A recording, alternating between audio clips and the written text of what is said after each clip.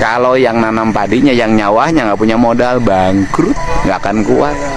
Nyedot air dari bawah, pakai mesin, pakai BBM, cari solarnya susah. Gitu, bangkrut. Obat sekarang harus 2 hari sekali. Karena apa? Nggak bisa hanya pakai organik, karena serangannya hok. Oh, nggak akan kuat kalau hanya organik. Harus pakai pestisida, pada akhirnya terpaksa. Kenapa? Agar bisa bertahan. Karena kalau dianggap stadiumnya udah stadium 4 akut. Nah, kemudian harus dijagain siang malam. Malam-malam pas purnama, pas malam harus disemprot. Karena kalau siang nggak kuat. Pertanyaannya, pernah nggak sih ada PPL datang ke sini? Nggak pernah. Pernah sih ada petugas dari dinas pertanian ngeliat? Nggak pernah. Nggak ada. Cuek aja. Padahal ini bagian dari mempertahankan ketahanan pangan, biar saya bisa nyumbang 10 ton, 20 ton bagi ketersediaan pangan nasional. Kenapa seperti itu? Ya kita biasa. Di kita ini keluhan petani jarang ada yang menangani. Giliran petani berasnya, padinya mahal, ribut kita semua impor. Itulah kebiasaan kita. Kenapa? Nasib petani itu nggak pernah diperhatikan, karena petani mah ikhlas ini. Nah, untuk itu mari kita semua mulai sekarang punya kesadaran. Apalagi ya gimana produksi gabah kita nggak terus menurun. Satu, ya kan, benihnya itu benih yang sudah buyutnya baru ditanam, masih ditanam. Gimana? 2, dapetin pupuk agak susah. 3, obat-obatan mahal. 4, biaya produksi nih, yang bajak, yang nyiangi, ya kan, yang babat, semuanya sudah agak mahal. Apalagi di tempat sini, udah mahal. Ibu-ibu yang ngarambet dari pagi jam 7 sampai jam 12, di sini udah berapa? 80 ribu. Gimana? Mahal, Pak. Nah, kemudian apalagi? Coba lihat deh. Tanah-tanah tuh, mulai Bekasi, Rawang, Jakarta, gitu-gituan gitu loh. Tanah-tanah sekarang masiflah pembangunan pemukiman. Gitu loh. Pemukiman di tanah-tanah warga terus nggak pernah berhenti. Gimana? Kenapa? Tata ruang kita salah. Setelah itu apalagi ngeevaluasi tata ruang, susahnya luar biasa. Saya ketika jadi bupati ngeevaluasi tata ruang, pengen ada perubahan ruangan hijaunya diberesin 5 tahun sampai sekarang nggak kelar-kelar. Kenapa? Lama di provinsinya, muternya luar biasa. Ini negeri ampun.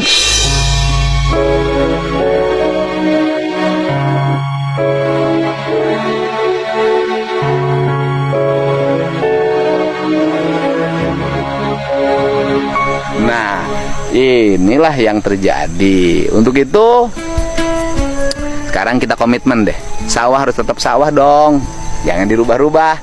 Petani lindungi dong, asuransikan, jamin kehidupannya, kasih spirit. Yang berikutnya, negara intervensi dong. Gabah rakyat beli dong. Nah, sekarang gimana gabah rakyat dibeli? Mau belinya siapa? Gabah rakyat dibeli Bulognya beli pakai dana bank. Banknya pinjaman konvensional, bukan pinjaman subsidi. Ya kagak kuat. Ini Bulognya jadi banyak itu tunggakannya. Nah, akhirnya likuiditas ininya terbatas. Jadi ke depan bagaimana? Ke depan kita terus dorong Pak Jokowi punya kebijakan infrastruktur pertanian tingkatin.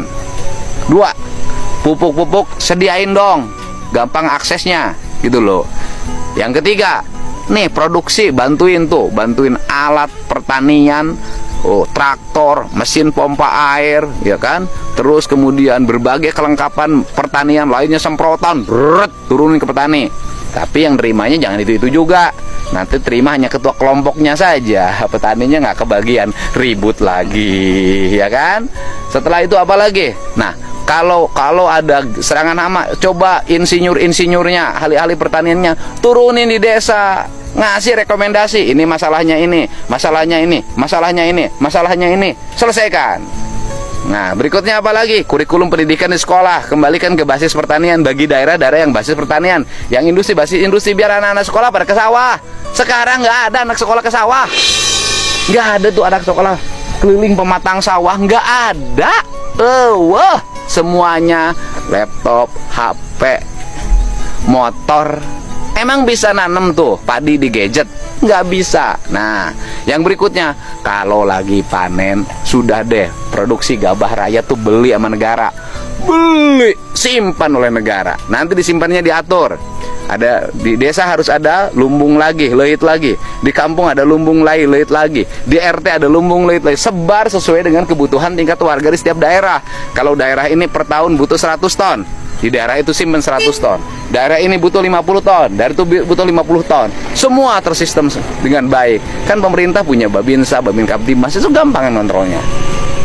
Beli seluruh produksi gabah warga. Nah, ya kan?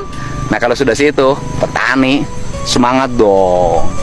Ya kan, kalau jual gabah misalnya 650, 700, apalagi sekarang bisa 800. Kita semangat nanam padi, siang malam juga nungguin. Tapi kalau harga gabahnya 350, 400, bangkrut Pak, rugi. Ya, udah semangat. Nah, yang terakhir nih urusan beras. Beras itu akan menjadi gula karena salah tata kelola.